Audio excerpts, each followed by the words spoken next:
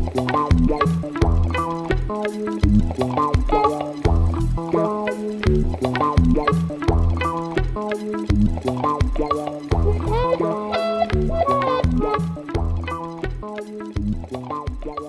would like to talk about two things, about thermodynamics, continuum thermodynamics, and PD analysis and their mutual interplay. And because I feel that for doing good PD analysis for very complicated problems or very complicated fluids, one needs to know the underlying thermodynamical issues. And I will present one approach. I am not saying that this is the best choice, yes, but something which we can rely on. But let me start for those who are interested in PD analysis. So let me start with the what I called a toy problem. So this is a system which is very similar to the Navier-Stokes equation. So if you incompressible, so you think that first part is basically Navier-Stokes equation, but at the equation of momentum we have Korteweg stress, which was discussed today morning, but it is for incompressible fluids, so there is no contributions somehow to the spherical parts of the stress, which is undetermined quantity here. And B is driven by scalar equation of this form.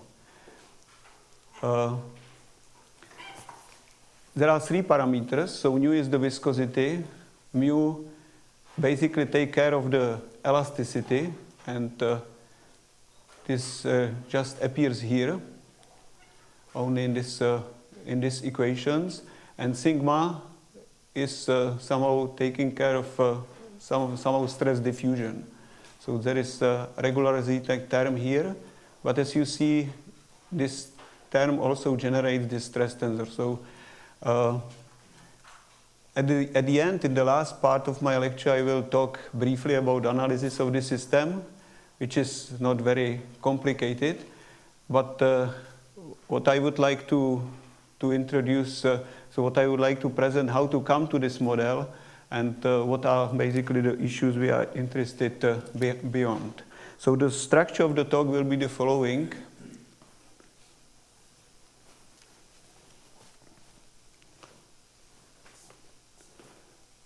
It's interesting that it is not this.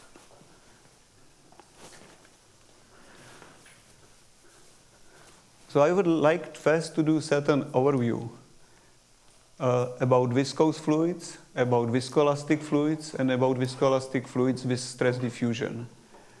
And then I would present a thermodynamic approach which we are using to derive a hierarchy of viscoelastic models, both with and without stress diffusion.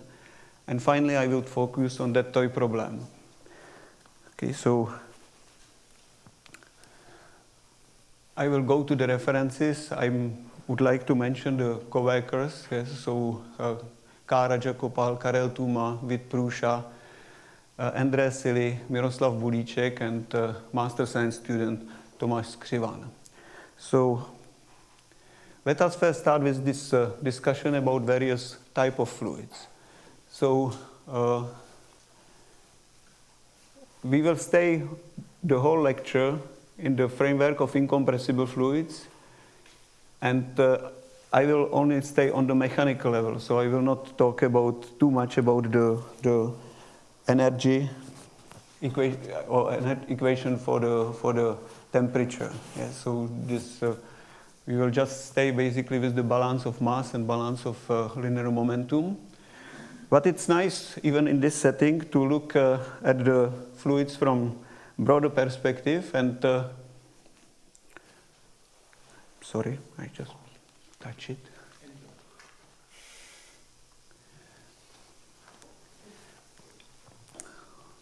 So in incompressible fluids, the Cauchy stress tensor is basically split into two parts. One is undetermined spherical parts, which is here appearing due to this letter P, and then there is a part which enters the constitutive equations. And it's on this level, it's quite interesting to see for the general class of fluids when this part of the Cauchy stress tensor S is somehow related to the symmetric part of the velocity gradient in this general way, so we write the implicit equation. Of course, this includes the classical examples of Navier-Stokes fluid, but it also includes many types of power law fluids, stress power law fluids, and various types of generalization. But it is also, which I like very much, it is a nice way how to write Bingham fluid and the various generalization. So just to recall that usually Bingham fluid is written in such a way that if stress tensor is beyond the tau star, which is called the yield stress, then the D is equal to 0 and vice versa. And if the Cauchy stress tensor is above this yield stress, so then it starts to fluid as the Navier-Stokes fluid. So you just need to recalculate a little bit, but you will get the usual formula, which is of the form that after once you are above is T star. So this is then equivalent that stress tensor is of this form. And this just follows from this formula.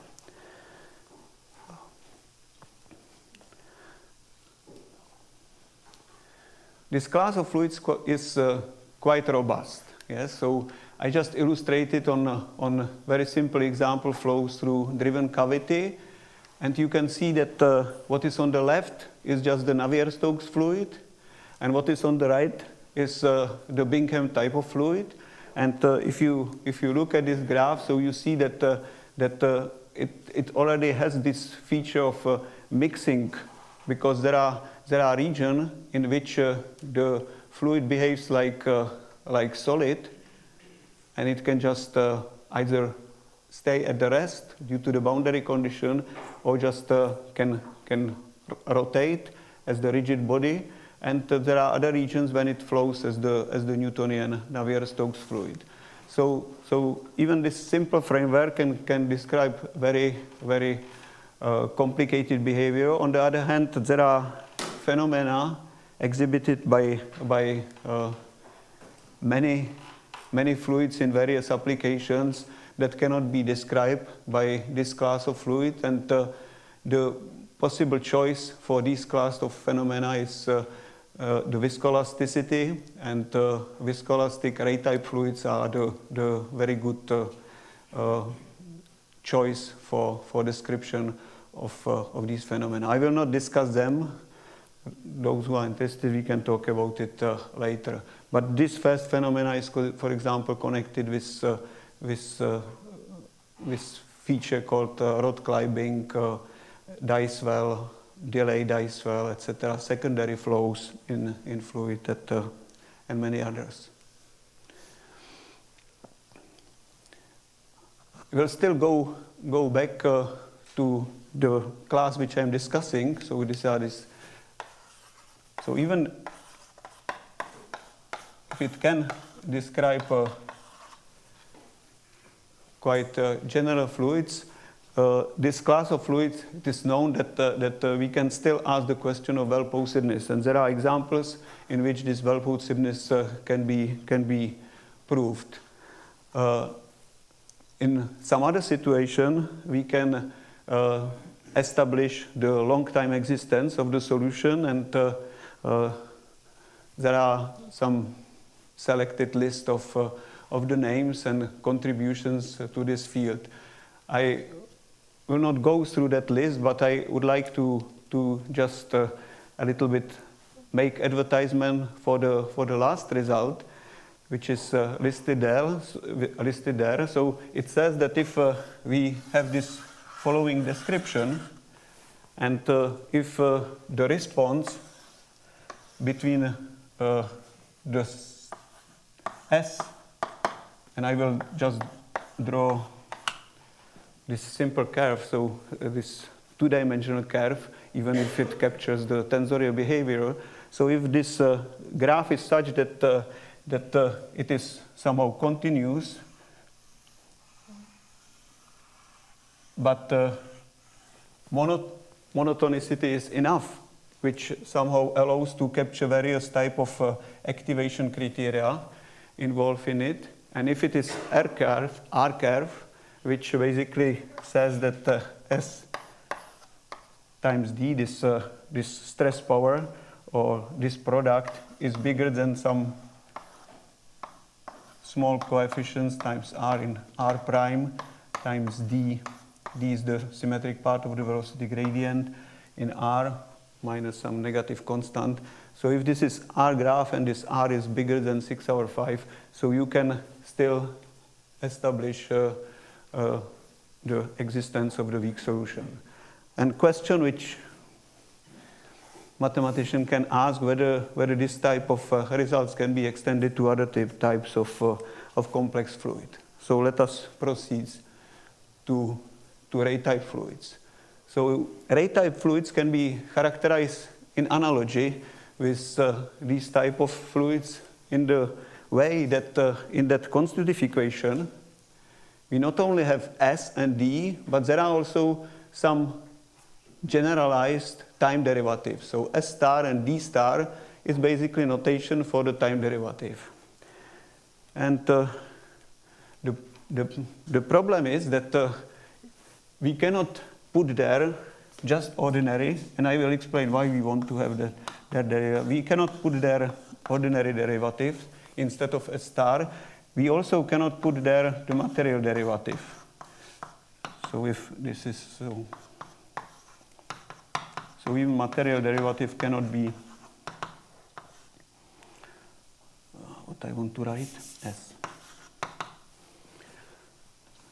The reason is that if you have this equation, constitutive equation, you want that this equation is valid even if you change the observer. So that in observers, in different observers frame, the constitutive equation will look the same. And these derivatives are not objective, so this leads to basically involvement of different type of objective derivatives. Let me mention that Ratetype fluids are capable of describing these effects which I mentioned there. And it gives like the framework when one can ask whether one can develop some reasonable theory for these type of models. Of course, this is not very original plan, but let's go in this direction. As I mentioned, this R star has to be objectives, and here are various examples. I listed 3. So one can talk about upper convective Oldroyd derivative, which is basically the material derivative. So this dot stands for this object which is on the board. So material derivative minus LA minus AL transport. Well, AL stands for the full velocity gradient. This is so-called corotational or Jaumann-Zaremba derivative. And here is the example of Gordon-Showalter derivative when here we have this circle. So this is the corotational derivative, and we subtract multiplier of dA minus AD. This is objective, and it should be plus. I'm sorry. It should be plus here. So here you see that there is one problem, and the problem is somehow with what kind of derivative one should put there. Yes. So usually one has some experimental data which are just for one-dimensional processes, and it leads to various type of generalization, this information from 1D to higher dimension. Here are the standard models. So basically the viscoelasticity, origin of the viscoelasticity go to the Maxwell, who propose one-dimensional model of the following type, yes, which is written there. So this is just, it was one-dimensional equation. So tau times sigma dot plus sigma is just equal to what I have there, E times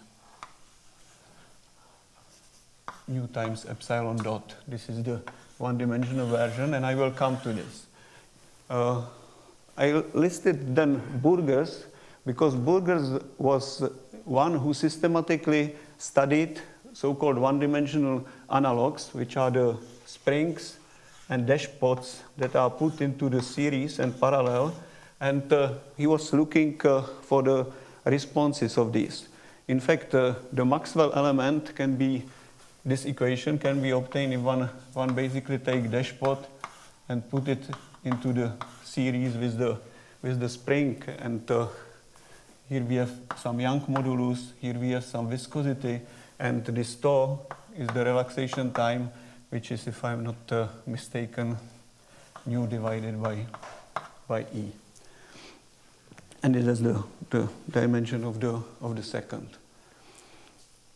So Oldroyd in 1950 was the first one who were interested in derivation of the Ratetype models in full three-dimensional setting. And he used a purely mechanical approach, but he was successful in proposing several kinds of models. In fact, I mentioned one phenomena, this normal stress differences, and something effect which is called Roth-Kleibing, and he was basically proposing many derivatives. One of them was called Oldroyd A, another Oldroyd B, and these both models were tested for that Roth-Kleibing effect, and he found out that this model is somehow capable of describing this Roth-Kleibing phenomena, and this is why this Oldroyd B model become popular, and why the Oldroyd A model is neglected, yes, in the history of science. There are other models. Very popular model is Johnson-Segelman model. So you see what are plus and minuses of the standard Ratetype model. So plus is that they are capable of describing these phenomena which I mentioned, normal stress differences, stress relaxation, etc. Plus minuses is there are mathematical theory available, but there are still place for mathematicians. So there are a lot of open problems there. I mentioned somehow in the spirit of that large data existence theory of weak solution, somehow the result which are, according to me, the interesting in that spirit. So Leon Moody, Hu-Lelièvre, and regarding the other issues like local existence theory, I would refer to the survey article by Lebris and Lelièvre. At this level of description, there are, however, several open issues. Yeah? So first, we talk about this non-uniqueness of the choice of the objective derivative. It is not clear whether the models which are proposed are somehow consistent with the second law of thermodynamics, and it is also not clear from the work of Oldroyd and etc., from other approaches, how to extend this model to compressible fluids, or how to incorporate in a compatible way thermal effects. So in 2000, Rajagopal and Srinivasa publish a paper where they derive the Ratetype fluid models by Maxwell and Oldroyd, and they did it in the way that they did not go to the microstructure, from microstructure to the continuum physics. Yes? So the derivation is fully staying on the level of continuum thermodynamics, and they have basically two ideas used in that framework. First was the concept of natural configuration, and another idea was that they were able to derive the constitutive equation, which I showed, of this type, or even of this more general type, yes, so which we are interested, S star, S, D star.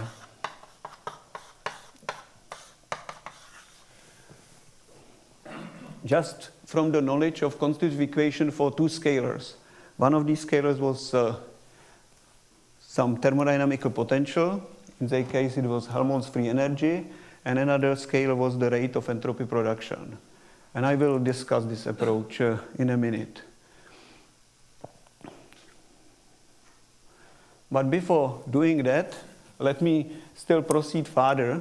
And let's consider the next class of fluids. So these are the Ratetype fluids with stress diffusion. So if I want to characterize this, so basically we have the same type of description as before, but in the equation for the S star or D star in this, so we have in addition a Laplace or regularizing elliptic operator. So what are the pluses of this framework? So they are mathematical and physical. So of course, from the mathematical point of view, while this equation is somehow first order PDE for S and involving ds, so here we get second order PDE. So somehow we can hope in the control of the gradient of S, so we can expect better mathematical properties, and somehow mathematical theory in general should be available, and there are results in this direction. Maybe I do not, maybe there are some nice results regarding three-dimensional situation which I am not aware of in this spirit. But so one would expect that for 3D one can get as well the results in this direction. From the physical point of view, these models are somehow used because in the Ratetype fluids, in the viscoelastic fluids, people observe experimentally instabilities in some of basic flows. So this type of flow is shearing flow. So you basically have cylinder and rotate the inner cylinder. And it can appear that basically the flow is split significantly into the region in which somehow the shear rate is somehow different than in the inner plane. So this is called shear bending. Yeah, so what is gradient bending? Shear bending. Vorticity bending is somehow similar phenomena, but you basically rotate and orthogonally to the rotation, so you will get the following layers. So basically, again, the fluid splits in different layers, and in order to identify appropriately the thickness of the layer, so physicists introduce this regularization to the equation for the stress. So I put one reference, but there are plenty of results in this direction. So let me conclude that even in this setting, it is not clear whether somehow the models, which are just in ad hoc way modified by adding the Laplace operator, are somehow compatible with the laws of thermodynamics. Since we add the Laplace operator, we have to specify boundary condition, and question is what are the appropriate boundary conditions, and the other question somehow remains. Yeah? So extension to compressible fluids, how to incorporate thermal effects, and also basically from PDE point of view, development of the theory in 3D. So let me come to the second part, and this will be about this thermodynamical approach. So here I repeat the things that we will talk about two main ideas. So first, that with specification of constitutive equation for two scalar quantities, we should be able to get the somehow full description about the model. This is the one idea, and another idea is to introduce the natural configuration. So let us first talk about this concept, and I illustrate it on two very simple examples: Navier-Stokes equations, compressible Navier-Stokes equation, and then on the Neo-Hookean elasticity first. So what is the framework? So we have the balance equation, balance of mass, balance of linear momentum. We require the symmetry of the Cauchy stress tensor. And this is the somehow one of the possible forms of the balance of energy. So, of course, originally balance of energy is formulated for the total energy. So we have that rho times total energy is equal divergence of TV minus the energy flux. Yes, that's all, where the E is just kinetic energy plus internal energy. And if one multiply the equation for the balance of linear momentum by scalar by V and subtract from this form of equation, one ends up with the following form. The last equation is the formulation of the second law of thermodynamics. And this is basically the way how people generalize some of the standard inequality which is known in the classical mechanics, so that change of the entropy is bigger than change of the heat flux divided by the temperature.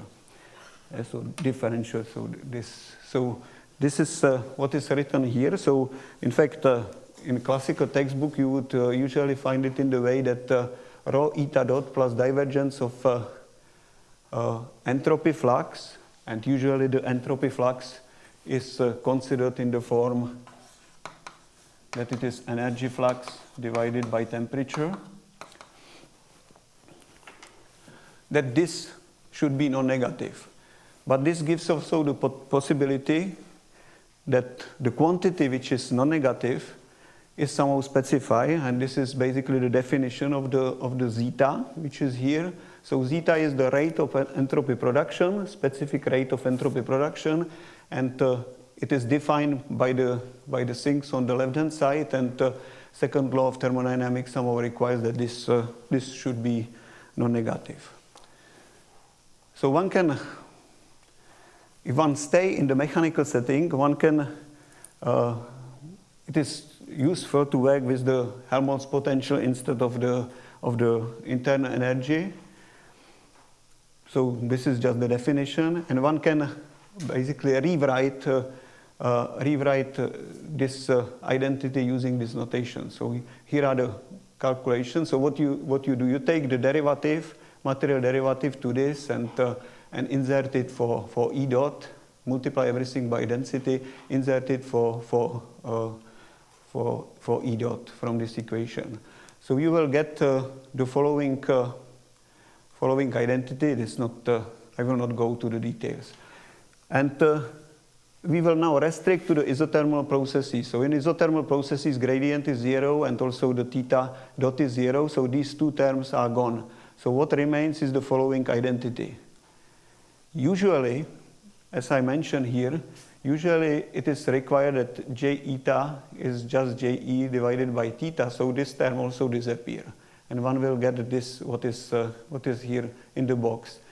But we will keep this possibility open, yes? So we will not require this strictly.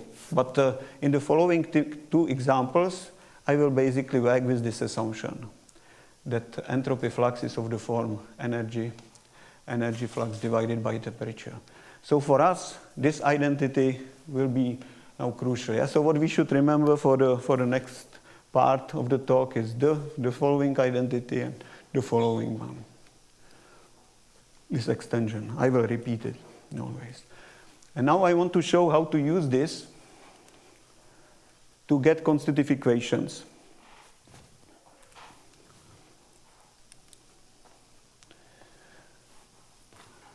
And first example is just compressible, very simple compressible fluids.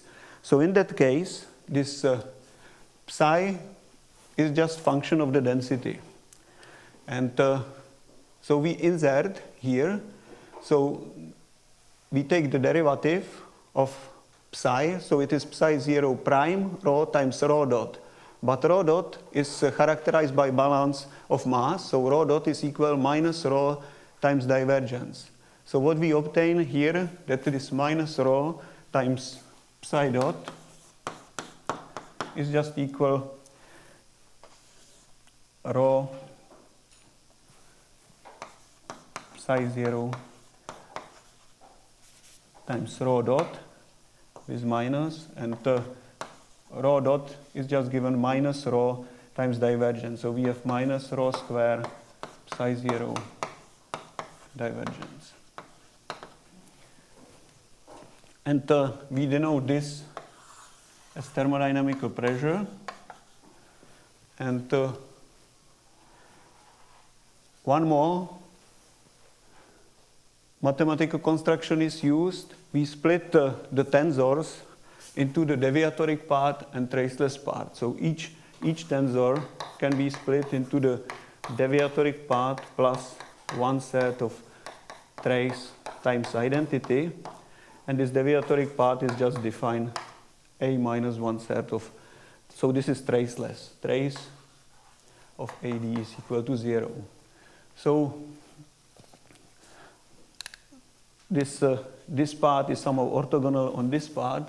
So we can, in this way, split T into the T delta times trace part. And since trace part of the Cauchy stress tensor is one set of trace of T, and T are the diagonal components of the Cauchy stress tensor, so this is called mean normal stress. And I denote it above by the letter M. So it's average of the components of the diagonal. So we will get the following very simple relations. So we basically identify that in this way the rate of entropy production, psi, is just sum of these products. And the first one, or the second one, let us start with the second one, basically contributes to the dissipation due to the volume changes, while this is the contributions to the rate of dissipation due to the processes that are isochoric, volume preserving. For example, one of them is the shearing. And let's see what is next. Yes, so now we want that this quantity psi is non-negative, so we can basically do it in a very simple way. So, for example, we can require that this is proportional to this quantity with positive coefficients. So T delta is 2 nu d delta, and that this is somehow also proportional to divergence, linearly proportional with positive coefficient. I could put some number lambda tilde, but since I want to get the Navier-Stokes equation, I put this number. So these are the positive numbers, and if I calculate it back from the definition of T, which is T delta plus M times identity, I will get the compressible Navier-Stokes equation. This is trivial, yes, but it's nice that one can get it in this way, and one can also see the splitting, importance of the splitting in the traceless part and the spherical part. And one can get also the models that are elastic. And elastic models will be those for which the psi would be, there will be no production of no dissipation, no production of the entropy. So it will be the case when T delta is 0 and M is equal to minus thermodynamic pressure. So this is this situation, which means that the stress tensor is just mean normal stress times identity, which is the thermodynamic pressure to the negative sign, and this is the compressible Euler. So compressible Euler is the example of the elastic solid like material, if you wish, even if we talk about the fluids. But of course, one can get even models which are not studied, and in fact, I would like to be happy if somebody sees some reference. So, for example, this is the model when there is no dissipation due to shearing, but there are dissipation due to the just volume changes. So, if one would consider this constitutive equation, one would end up with the Cauchy stress tensor of this form. Of course, there is one more case missing, but this I will not discuss. One can also see how nicely one can get incompressible fluids. In incompressible fluids, divergence V is 0. So if we go back, so we see that this term vanishes, but now due to different reason, due to the fact that fluid is incompressible, and we will have only the following form for the rate of entropy production, and if it is linear, we will get just incompressible Navier-Stokes, and we will get also incompressible Euler if the material does not produce any entropy. But we see that the structure of the Cauchy stress tensor is completely different. While before we had the thermodynamical pressure, here we have this unspecified mean normal stress, which appears in the equations. So second example, which I want to discuss in the context of incompressible fluids, are elastic and Kelvin-Voigt incompressible solids, but written rather in the Lagrangian way. So not Lagrangian, Eulerian way, I'm sorry. So we have some of the standard situation in continuum mechanics. We have the original or reference configuration, we have the current configuration, and the measure of the wave formation is now done through the deformation gradient, which is somehow going from here to here. So there is this deformation gradient f, and there are various type of measures. So one of them is this left Cauchy-Green stretch tensor B, which is f transforms. Yes, and one would like now to calculate to our thermodynamical identity, which was Td minus rho psi dot is equal to psi. So one would like to calculate what is psi dot. But so for that, we need to know what is trace of B dot. So while in previous case we use balance equation, here we have to use kinematics. So this is also, we know that the rate of deformation gradient is equal to velocity gradient times f, and from this basically one can calculate what is trace B dot. One will get the following formula, put it back, so we will get that rate of entropy production is just this Td minus mu beta del times d. So again, if we do not want that the material dissipates any energy, so we just consider elastic material, so we will end up with the following relation. So it means that Cauchy stress tensor is mean normal stress times mu b delta. Delta refers to that deviatoric part, or if we want to use mu b here, so we can put some spherical stress, which in this case would be just mean normal stress times trace of b multiplied by mu divided by 3. But still, since m is not specified, so it is basically some unspecified spherical stress. We could also require that it dissipates energy, similarly like Navier-Stokes fluid, and then we would end up with the following constitutive equation, which is called incompressible Kelvin-Voigt solid. So you see, if we think that we have our balance equation, divergence V equal to 0, then we have the balance of linear momentum. This is the Cauchy stress tensor, which we could insert there. And then we would like to know how the B involves, but this is written here. This is the evolutionary equation for B. So in my knowledge, these problems, analysis for these problems is open. Yes, so even in this very simple setting. Again, if somebody knows something in this spirit, I would be glad for information. So let me summarize a little bit the scheme, how one get this procedure. So we specify the constitutive equation for Helmholtz free energy, which is somehow written here. Yes? So psi is some function of some state variables. In the first case, it was density. In the second case, it was this tensor B. And by means of balance equation and kinematics, one can insert there, and one would like to get the rate of dissipation, psi, in the form of the product. This is called thermodynamical fluxes and thermodynamical affinities.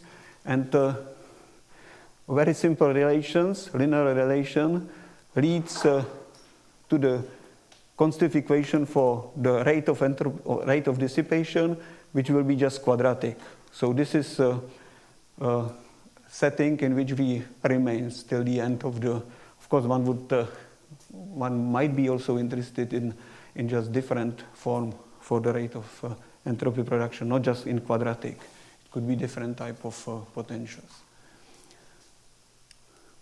So the second idea which Rajakopal and Srinivasa used was the concept of natural configuration. So instead of 2 potatoes, which are here, so they consider 3 potatoes. And so what they did, the idea was basically that they split the total deformation, F, into 2 parts.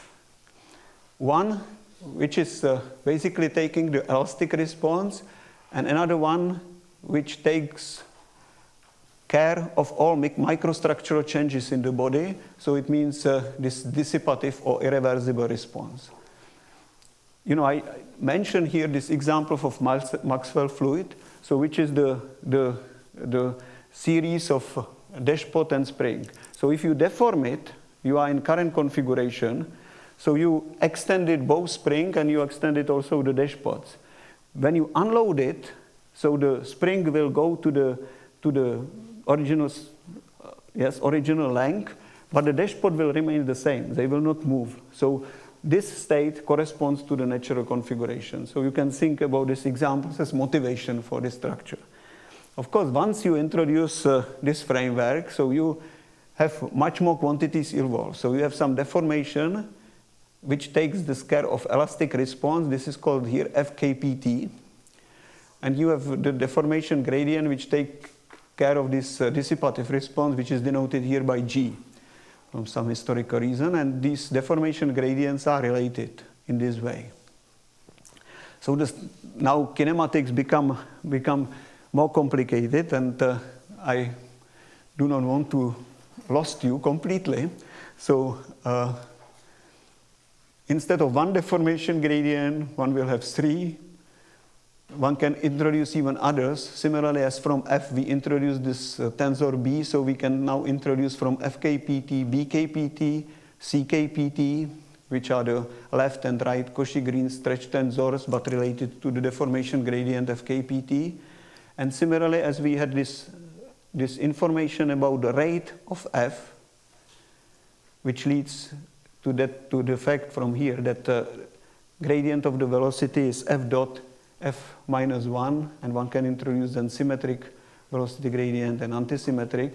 So motivated by this formula, one can also introduce another deformation rate of deformation, LKPT, in this way, as G dot G minus 1. G is the following, and one can introduce symmetric part and antisymmetric part.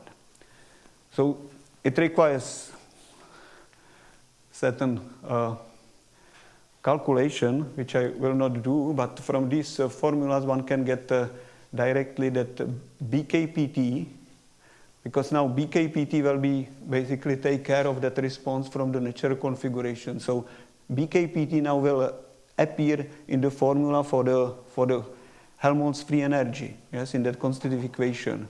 So we need to know what is the rate of this.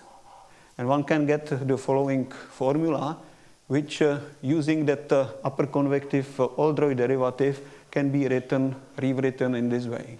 So this is, in this setting, this objective derivative somehow appears in very natural way.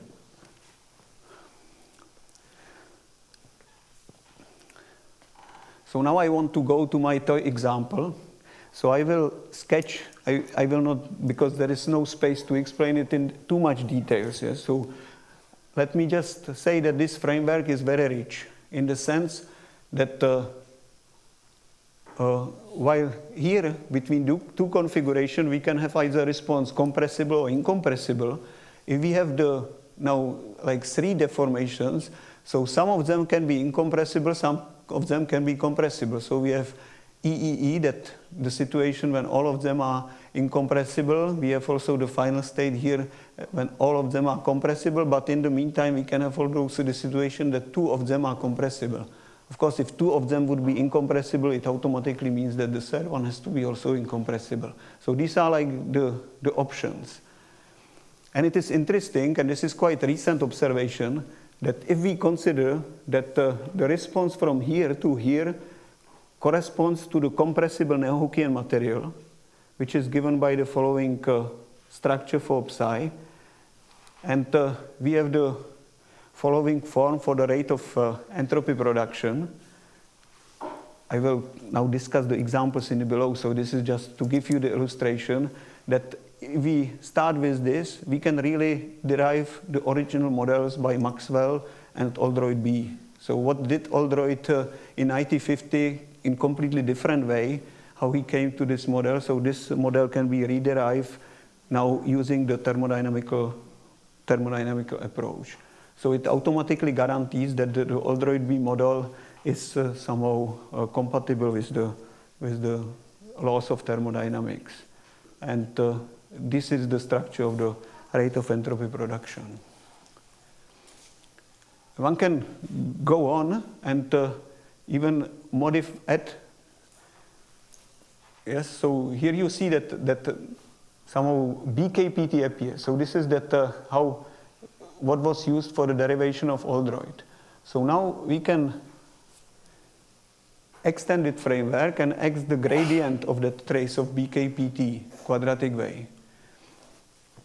So this is possible, but in order to have it in consistent way, it is useful to not require that entropy flux is really energy flux divided by temperature, because there is additional contribution to this. And with this notation, we can basically, again, from this assumption, obtain the following relation for the rate of dissipation. So again, we can look at this rate of entropy production, rate of dissipation in the form of fluxes and affinities.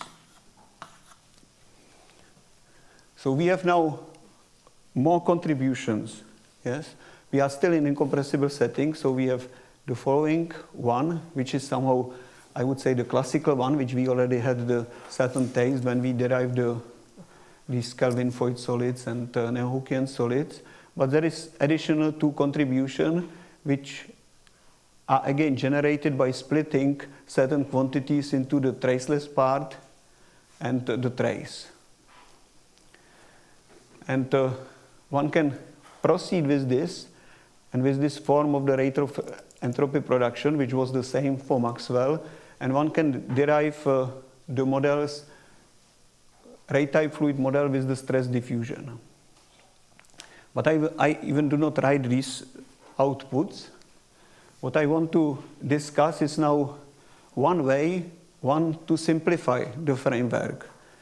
And the simplification is motivated in the following way.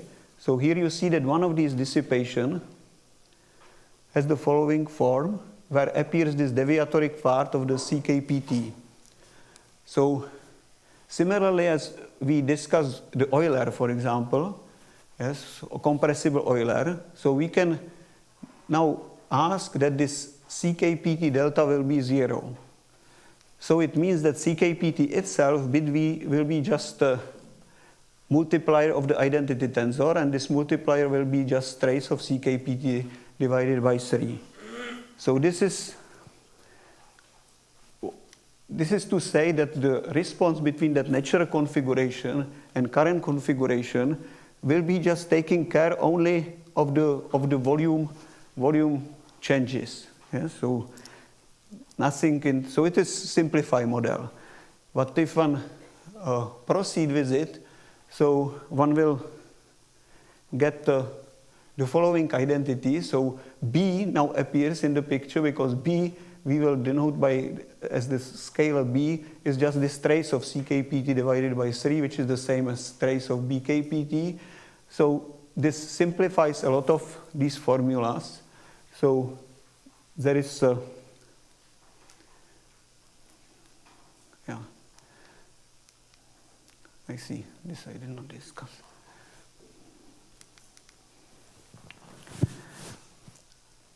So there is okay, I'm sorry, I will come back. So you see, if we eliminate this guy, so we have only these two terms. And now we will require that this will be proportional to d in linear way. So it will give us the classical dissipation 2 nu d square. And we will also require that this will be just proportional to the dkpt divided by 3. There is typo. It should be trace of dkpt. I'm sorry, it should be scalar. Yeah, so this is scalar multiplied by scalar. I did this splitting into the deviatoric part. I forgot about the trace here. So basically this proportionality relations here leads to the following equation for B dot. And this zeta just simplified to the following structure. So if I now require that this is equal to 2 nu d and this is proportional to the trace of dkpt with the coefficients 2 nu 1, so I will end up with the model when the Cauchy stress tensor will be of this form, and when we will replace this trace of dkpt by b dot divided by b multiplied by 3 with negative sign, so we will get the following equation for evolutionary equation for B. And this is the way how these viscoelastic extra equations for that stress are obtained. So here we saw it how to obtain it for the just spherical part. So let us make a summary which also connects this analysis, thermodynamical analysis, with PDE. So we had this reduced thermodynamical identity. We relax it a little bit in the sense that we did not require that J eta is JE divided by theta. It somehow helped us because we could incorporate the terms which comes from the derivative of this gradient B square, and the entropy flux or energy flux could be somehow more general. So there is some extra contribution. The psi in this simplified setting, in this special, has the following form, and the rate of dissipation is of this form. Yes, so it is quite non-trivial if you think that d corresponds to the velocity gradient. This is fine. But here what we see that here we have material derivative of B, yes, so B square. So B dot is the following quantity which basically appears in that rate of entropy production in order to generate the models of the type of Oldroyd, etc. So if one basically take the balance of linear momentum, so we have the following equation, dv dt, then convective term is equal divergence of t. And we multiply scalarly by v, so we will get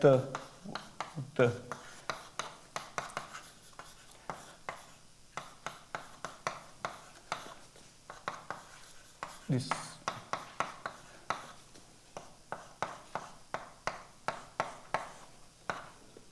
minus, yes. And this Td is the quantity which appears here in this first line. So now we need so this framework or this approach basically gives a priori estimates, because this Td can be immediately replaced by the zeta, for which we know the structure, or xi,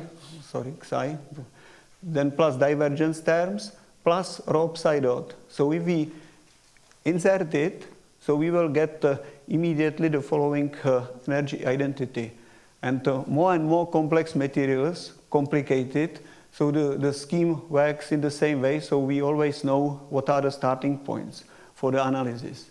And as I try to emphasize, some of this information can be non-trivial. Yes, to get it if you just manipulate with PDE equation without knowing this thermodynamical background. If you look at the structure, so you would like to, there is much more deeper argument, but let me make it a simple argument. So one would like to have this energy balance or energy identity without any contributions of the surface integral after integrating our domain. So one would like to eliminate the contributions of the boundary terms. So for the first one requires that only normal component of velocity is 0. For this one, we can require, for example, that v is vanishing on the boundary, and for the last one, the natural condition seems to be the easiest, that the Neumann component for the Neumann derivative dB times n is equal to 0.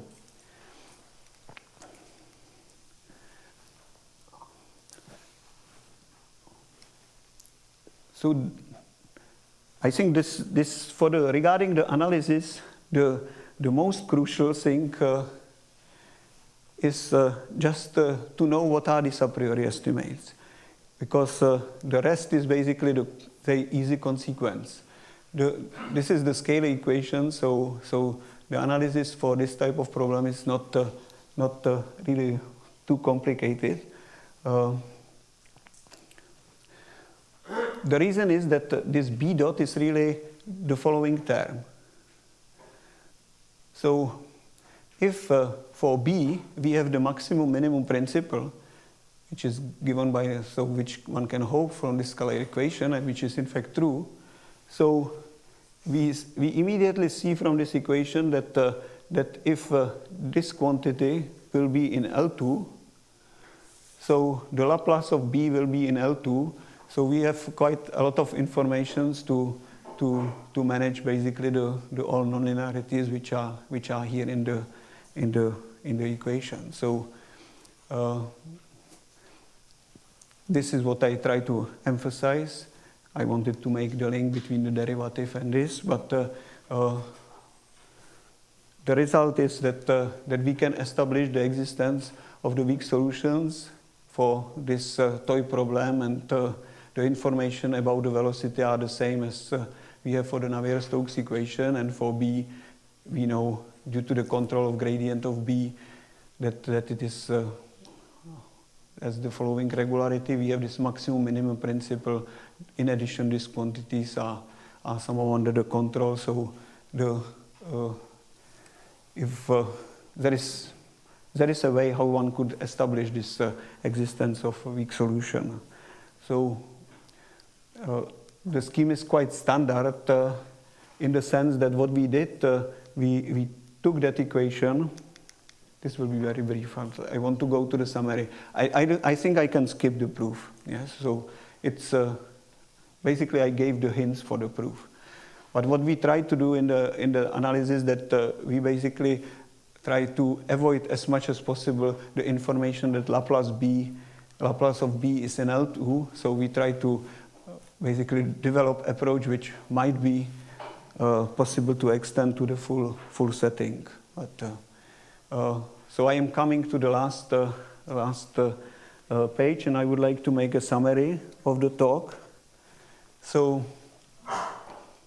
what I tried to present was two things. So first I presented the thermodynamic approach that can generate classes of Ratetype fluids models that automatically are on the good side regarding the laws of thermodynamics.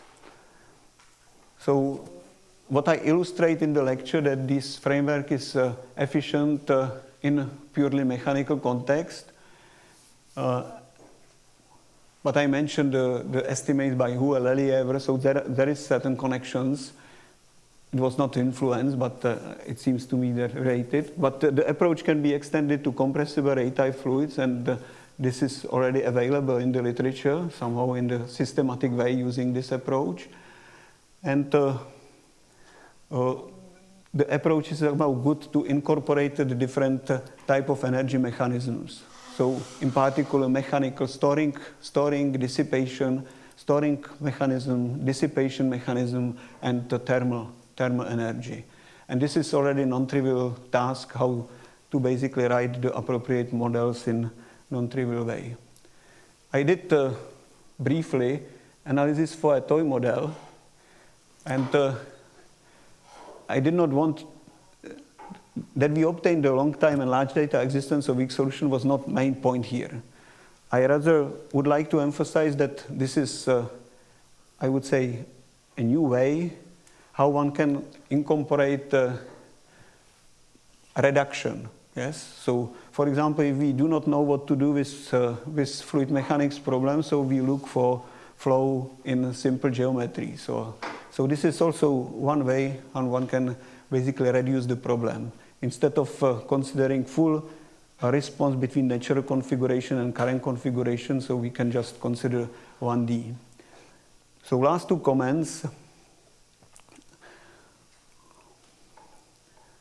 That I offer some possibility how one can get stress diffusion in equation for stress.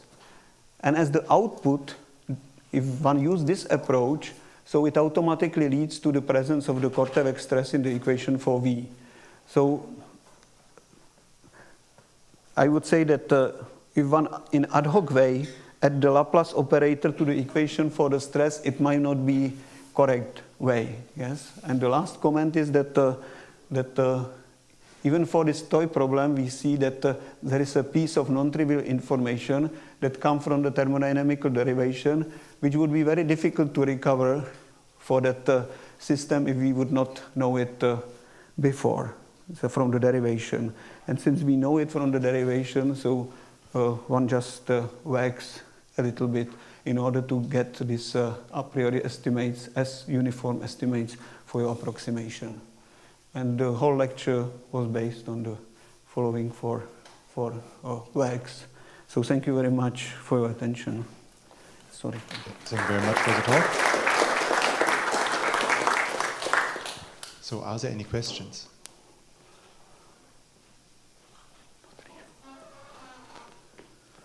Okay, I have one question. What about frame invariance of your models which you derive by this scheme? Is this included somehow? Yes, it somehow it is important issues, and you have to take care of the invariance of this two-scalar quantity which you start with. So Helmholtz potential and also the rate of entropy production should be the objective scalars. And if they are objective scalars, so it leads to the objective tensors and vectors for the heat energy and so on. But in this modeling, you also had this natural configuration in between. And I was asking a little bit myself whether these tensors somehow which map between the different configurations, do they also transform in the same way?